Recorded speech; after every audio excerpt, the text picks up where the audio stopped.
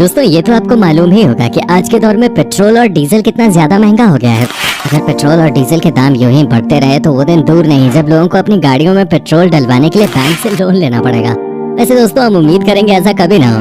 वैसे दोस्तों पेट्रोल और डीजल के दाम कितने भी बढ़ जाएं, लेकिन इसकी डिमांड हमेशा बनी रहेगी, क्योंकि हम इंसानों की जिंदगी की गाड़ी पेट्रोल और डीजल पे ही चलते हैं। आज दुनिया के लगभग हर इंसान के पास अपनी 2 पहिया या 4 पहिया गाड़ी है, जिसका इस्तेमाल कर वो आसानी से कहीं भी आ जा सकते हैं। अगर आपको कहीं पे किसी काम से घूमने जाना है, ऑफिस जाना है, तो जाहिर सी बात है लोग अपनी गाड़ी को यूज करना ही प्रेफर करते हैं। अगर पेट्रोल की महंगाई के चलते आप अपनी पर्सनल व्हीकल नहीं भी निकालना चाहें, तो भी एक जगह से दूसरी जगह पे जाने के लिए बस या रेलगाड़ी का इस्तेमाल करना ही पड़ेगा। दोस्तों बस और रेलगाड़ियां भी डीजल से ही चलती हैं। इसके अलावा रोजमर्रा के सामान जैसे कि फल, सब्जियां, दूध, कपड़े, फर्नीचर और अन्य जरूरी सामान भी ट्रांसपोर्ट व्हीकल्स के जरिए ही हम तक पहुंचते हैं। अब सोचिए अगर पेट्रोल और डीजल ना हो, ये सब सामान हम तक कैसे पहुंचेंगे? तो मोटा मोटी बात ये है कि हमारी जिंदगी पेट्रोल और डीजल के बिना संभव ही नहीं है। वैसे फ्यूचर में हो सकता है कि ये सारा काम बिजली से चलने वाले वाहनों से हो जाए, लेकिन फिलहाल तो हम पेट्रोल और डीजल के ऊपर बहुत ज्यादा निर्भर हैं। तो दोस्तों क्या आपने कभी सोचा है कि हमारी जिंदगी को चलाने वाला ये पेट्रोल और डीजल आखिर बनता कैसे है? वेल दोस्तों आज हम इस वीडियो में आपको विस्तार से ये बताने वाले हैं कि पेट्रोल और डीजल कैसे बनाया जाता है। इस वीडियो को पूरा देखने के बाद ये बात आपको पूरी तरह से समझ में आ जाएगी कि पेट्रोल और डीजल को कैसे बनाया जाता है। लेकिन उससे पहले आपसे एक गुजारिश है कि अगर आपने अभी तक हमारे चैनल को सब्सक्राइब नहीं किया है तो अभी कर लें। साथ ही साथ बेल आइकन भी दबाना न भूलें, ताकि आपको हमारे इसी तरह के ज्ञान से भरे हुए वीडियोस की नोटिफिकेशन मिलती रहे। तो चलिए दोस्तों शुरू करते हैं। दोस्तों इस वीडियो में पेट्रोल और डीजल बनने का जो प्रोसेस आप देखने वाले हैं, उसे देखकर आपको लग सकता है कि इसे बनाना काफी आसान है, लेकिन दोस्तों वो कहावत तो आपने सुनी होगी कि जो दिखता है वो होता नहीं है। आपको ये जानकर हैरानी होगी कि इसे बनाने के लिए अरबों रुपए खर्च किए जाते हैं। दुनिया भर में कई देशों में पेट्रोल के कुएं हैं। पेट्रोल बनाने वाली कंपनियों को इन पेट्रोल के कुएं में जमीन से पंप करके पेट्रोल निकालना होता है। ये प्रोसेस काफी जटिल और थका देने वाला होता है। इसके लिए इन कंपनियों को काफी ज्यादा मेहनत करनी पड़ती है। पेट्रोल और डीजल के दाम बढ़ने का एक कारण ये भी है कि इसके बनाने का प्रोसेस काफी ज्यादा महंगा है। असल में दोस्तों ऐसा नहीं कि पेट्रोल कंपनियां पेट्रोल और डीजल को सीधे जमीन से पंप करके निकाल लेते हैं। असल में जमीन के अंदर से पेट्रोल और डीजल नहीं निकलता है। जमीन के अंदर से एक गाढ़ा तरल पदार्थ निकलता है। इस गाढ़े और तरल पदार्थ को पेट्रोलियम कहा जाता है। इस पेट्रोलियम को आप रॉक ऑयल भी कह सकते हैं। वैसे आपको बता दें कि पेट्रोलियम ग्रीक भाषा का एक शब्द है जिसका मतलब होता है चट्टानों से निकलने वाला तेल। जब इसे जमीन से लिक्विड के रूप में ड्रिल करके निकाला जाता है तो इसे कच्चा तेल कहा जाता है। वैसे दोस्तों पेट्रोलियम के बनने की भी अपनी अनोखी और दिलचस्प कहानी है। धरती के अंदर ये पेट्रोलियम 1-2 दिन में नहीं बनता है, बल्कि इसे बनाने में सैकड़ों साल लग जाते हैं। आज से हजारों करोड़ों साल पहले जब इस धरती पर कोई प्राकृतिक आपदा आई थी, जब उस वक्त धरती पर रहने वाले बड़े बड़े जानवर और पेड़ पौधे चट्टानों के नीचे दबकर मर गए थे। हजारों सालों तक धरती के नीचे दबे रहने के कारण प्रेशर और हीट की वजह से ये लिक्विड में बदल गए। अब इंसानों ने इस लिक्विड की क्वालिटी को जान लिया तो कई बड़े बड़े कुओं और समुद्र के अंदर ड्रिलिंग करके उन्होंने इस लिक्विड को निकालना शुरू कर दिया। इस लिक्विड को ही क्रूड ऑयल बोला जाता है। इस क्रूड ऑयल से ही कैरोसिन, पेट्रोल, डीजल और मोम बनता है। एक बार जब इस क्रूड ऑयल को निकाल लिया जाता है तो इसे कच्चे तेल के कारखानों में ले जाया जाता है। इन कारखानों को रिफाइनरीज कहा जाता है। वैसे क्या आप जानते हैं दोस्तों इस कच्चे तेल को ब्लैक गोल्ड भी कहा जाता है।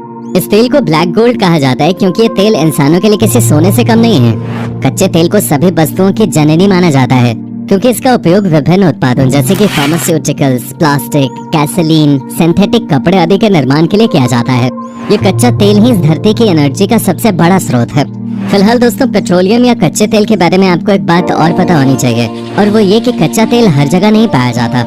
जिन देशों में कच्चे तेल के कुएं पाए जाते हैं उन देशों की इकोनॉमी का एक बड़ा हिस्सा इस कच्चे तेल पे ही डिपेंड करता है। दुनिया में इस तेल की डिमांड इतनी ज्यादा है कि ये देश इन कुओं की वजह से हर साल अरबों रुपए कमा लेते हैं। दोस्तों ये कच्चा तेल जमीन और समुद्र में काफी गहराई में पाया जाता है। समुद्र के अंदर से जो कच्चा तेल निकाला जाता है उसे निकालने के लिए फ्लोटिंग रिफाइनरी बनाई जाती है। इसके लिए समुद्र के अंदर कई महंगी और भारी मशीनें लगाई जाती हैं। इन मशीनों से ड्रिल करने के बाद समुद्र के अंदर से कच्चे तेल को निकाला जाता है। ये मशीनें समुद्र के अंदर एक जगह से दूसरी जगह तेल को ढूंढती रहती हैं। जब तेल ढूंढती हुई इन मशीनों को समुद्र के अंदर किसी एक जगह पर तेल मिल जाता है तो इन मशीनों को उसी जगह के आसपास के चट्टानों से मजबूती से बांध दिया जाता है। फिर इन मशीनों की मदद से समुद्र के अंदर हजारों फीट गहरी ड्रिलिंग की जाती है। जैसे ही इन मशीनों को तेल मिल जाता है तो इस तेल को पाइपों की मदद से रिफाइनरी में पहुंचा दिया जाता है। इस तेल को रिफाइनरी पर पहुंचाकर इसे बड़े बड़े सिलेंडर नुमा बर्तनों में डालकर गर्म किया जाता है। इस कच्चे तेल को जब गर्म किया जाता है तो इससे इसके अलग अलग टेम्परेचर पे अलग अलग चीजें प्राप्त होती हैं। जैसे कि जब इस तेल को 205 डिग्री पे गर्म किया जाता है तो इससे पेट्रोल और 40 से 48 डिग्री पर इस कच्चे तेल से डीजल प्राप्त किया जाता है। जब इस कच्चे तेल को पेट्रोल और डीजल में कन्वर्ट करने का काम पूरा हो जाता है तो इसकी टेस्टिंग की जाती है। टेस्टिंग के बाद इसको बड़े बड़े टैंकरों में भरकर एक्सपोर्ट कर दिया जाता है।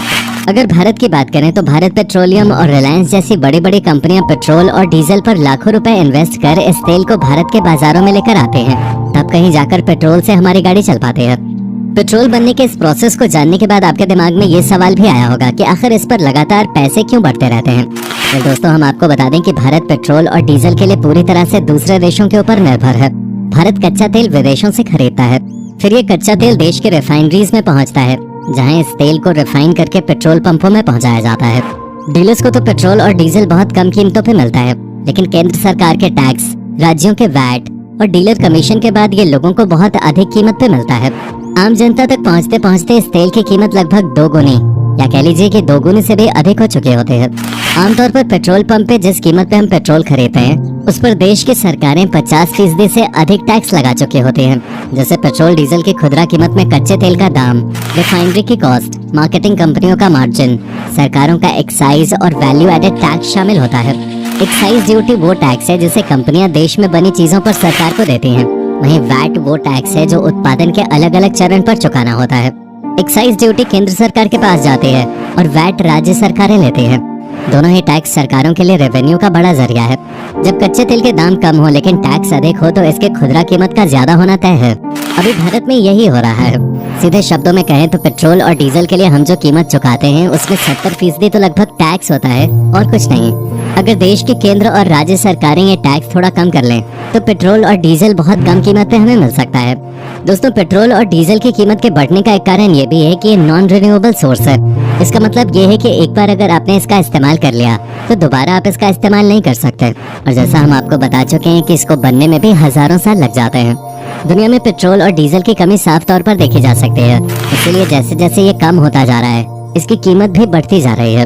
तो दोस्तों, अब तो आपको समझ आ ही गया होगा कि आखिर पेट्रोल और डीजल कैसे बनाया जाता है और इस पर लगातार पैसे क्यों बढ़ते जा रहे हैं। आपको हमारी ये वीडियो कैसी लगी हमें कमेंट करके जरूर बताएं। वीडियो पसंद आई हो तो इसे लाइक और